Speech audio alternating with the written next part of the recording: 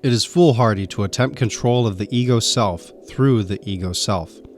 Control connotes an element to be controlled and an element to express control. Ergo, a duality. And if the element to be controlled attempts domain over itself, there is no hope of achieving balance and direction in the personality. It is the ego self that must be controlled. It is the secret self which must exercise control. And true self-mastery is only arrived when the individual achieves identification with the supreme in the deeper recesses of his being. Then he is able, by a kind of unity with primal life force, to mold his own ego self, to exercise control over the need, and to shape it to fit the ends of his life. Innate in each ego personality are thousands of subconscious urgings and instincts that tend to lead each of us around by the spiritual nose. We seldom, if ever, make decisions in an area of our consciousness that is free from the guilt, fears, and envies of our ego self. In consequence, we are never truly free to decide anything. Each decision wells up within us from the subconscious, reminding us below the level of awareness of some long-forgotten incident in which the ego suffered or had pleasure. And now, in this present instance, we must follow a path dictated by ego reaction, and so we remain slaves to the past. It just is not possible to fight this reaction. Someone who has an inordinate fear of heights, for example, is never cured of his fear simply by being exposed to height. In fact, such treatment is likely to end in complete personality displacement and in all-consuming fear hysteria. In the final analysis, such a sufferer is only able to overcome his fear by modifying the importance of his ego self, by displacing it from the frontal awareness of his consciousness, taking unto himself a deeper, more heightened sense of being through identification with the secret self. And so his life begins to be guided by a mental and spiritual essence rather than a protoplasmic pain-pleasure reaction. The ego self is not a master of itself, cannot be master, only deludes itself when it attempts such mastery. Most people are so entirely frustrated in the willpower area of their psyches that they seek desperately for deliverance from the all too apparent fact that they can never make themselves do what they want to do. If they are fat, for example, they know that they can grow slim by eating less, and they desire to be slim, but the psyche knots upon itself. The contemplated pleasure of being slim pulls against the present pleasure of eating, and the person eats and stays fat. As sorry as this may be in the matter of his personal appearance, it is nothing compared to the damage wreaked upon his already injured psyche.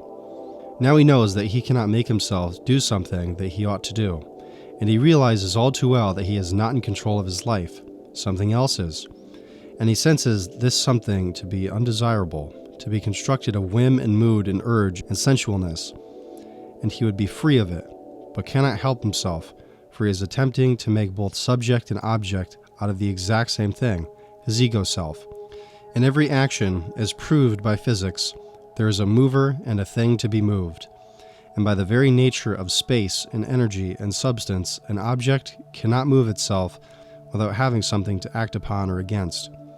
The ego self is a thing to be moved, but it needs a prime mover, the secret self. Benedict Spinoza wrote, quote, "The will and intellect are one and the same thing." In other words, we always do the thing that our understanding prompts us to do. Wishing does not make it so, and desire itself is only a key that unlocks the door of understanding. Knowledge moves the world. We cannot make ourselves or anybody else do anything that we are not capable of controlling through having a complete knowledge of all the factors involved. There is a law that follows all of accomplishment, all attainment, all creation, all action, and that is the law of sacrifice. Nothing in this world is gained except by giving up something else, for nothing occupies and absorbs consciousness except that it displaces something else from that position. And whatever occupies consciousness receives the total energy and thought and imagination of the individual, absorbs him as it were, and tends to come into his life as a complete and whole thing. You do not achieve your goal simply by wanting it. You achieve it primarily through thinking about it. Through thinking about it, you grow into understanding of it. And it is this understanding that delivers the goal in the end.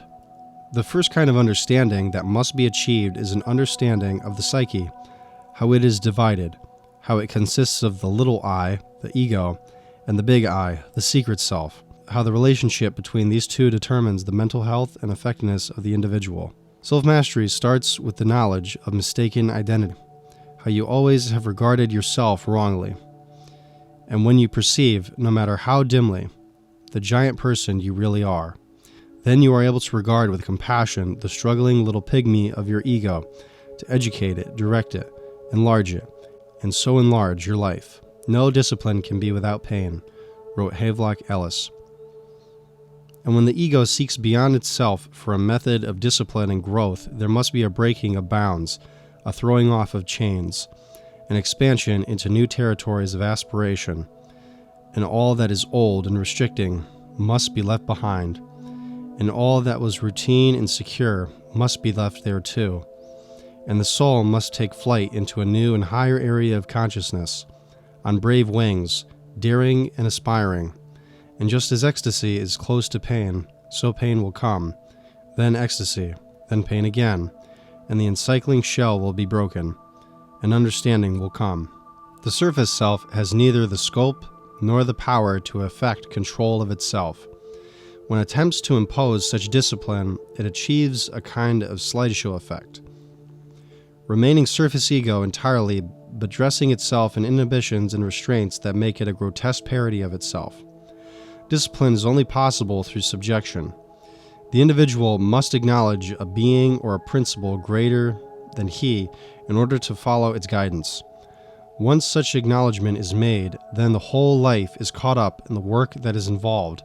A power descends into the person from beyond him, and works are performed that before were completely beyond his scope. Most efforts at self-discipline are either pathetic or humorous, for the ego self simply is not capable of controlling the subconscious. The feelings that proceed out of the subconscious are the motivating forces of our lives, and all logic and reasoning are merely rationalizations after the fact that we must do certain things or not do them because we are so impelled or restrained by the subconscious. If we desire one thing consciously, and its opposite keeps appearing in our lives, it is because our conscious desires do not conform to our subconscious desires. What we subconsciously desire is always delivered to us finally.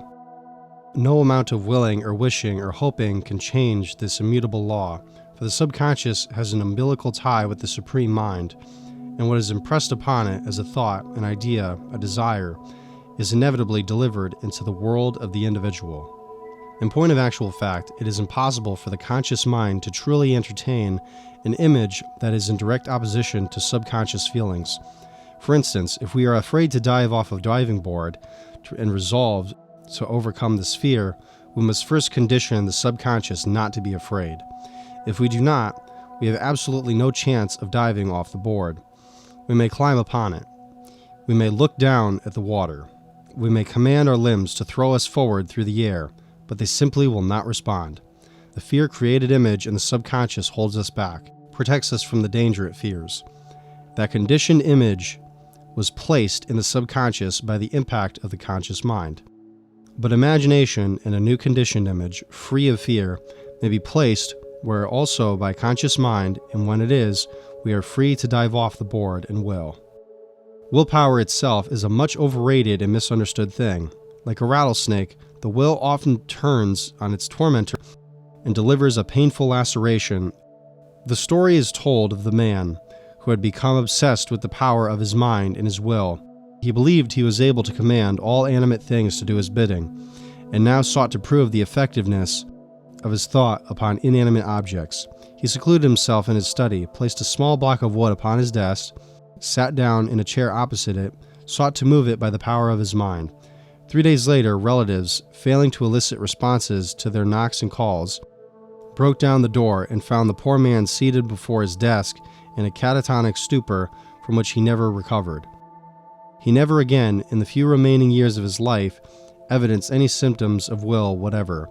He had to be fed, dressed, completely cared for. He had expended his will completely. In deepest truth, will is not something we develop, but something that is developed in us. It gathers itself out of a vaster, more highly developed and universal consciousness and makes itself manifest in us as a tendency to action or opinion that we have no desire to oppose. The vast majority of people in the world are not so much drivers as driven, and the unequivocal statement can be made that all those who fancy themselves as drivers are driven in reality. Will is not ego dominance, as modern fiction and drama would have us suppose. Inflated individuality is not the stuff that comprises the underlying motivation of the captains of industry, science, art, and warfare. Rare is the man, and wise indeed, who rises to a pinnacle of world prominence and realizes that he has been brought to that point as an instrument, not as a prime mover, that he himself has been a servant each foot of the way, that something greater than he has moved in and through him to accomplish the ends that have been credited to him. Yet such a man is secure against the onslaughts of both time and change. And just because he is secure, just because he is equal to both victory and defeat, pleasure and pain, so his position in the world remains secure, for he has nothing further to learn by writing the eternal world gig of opposites, by which the one infinite and eternal intelligence plumbs the depths of its own knowledge and feeling.